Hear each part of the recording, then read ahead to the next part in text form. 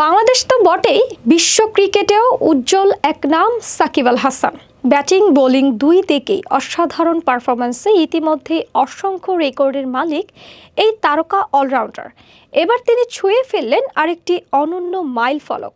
রবিবার সিপিএলে Saint Kitts and Nevis প্যাট্রিয়টসের বিপক্ষে খেলতে নেমে সাকিব টি-20তে ইতিহাসে একমাত্র ক্রিকেটার হিসেবে 7,000 রানের সঙ্গে 500 উইকেটের মালিক হলেন।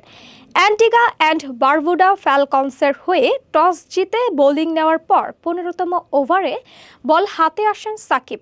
সেই ওভারের শেষ বলে পাকিস্তানি তারকা ব্যাটার মোহাম্মদ রিজওয়ানকে আউট করেন তিনি। এই উইকেটটি ছিল সাকিবের টি-20 ক্যারিয়ারের 500তম শিকার। ফলে প্রথম ক্রিকেটার হিসেবে একসঙ্গে 7,000 রান ও 500 উইকেটের কীর্তি গড়লেন তিনি। আর শুধু বোলিংয়ের দিক থেকে দেখলে টি-20তে পঞ্চম বোলার হিসেবে 500 উইকেট পূর্ণ করলেন বাংলাদেশের এই allrounder.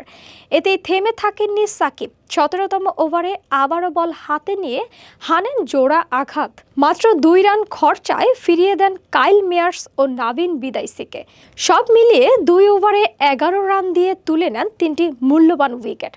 Saint Kitts and Nevis Patriots নির্ধারিত 20 ওভার শেষে 9 উইকেট 133 রান তোলে। বোলারদের মধ্যে সাকিব ছিলেন অ্যান্টিগার সেরা।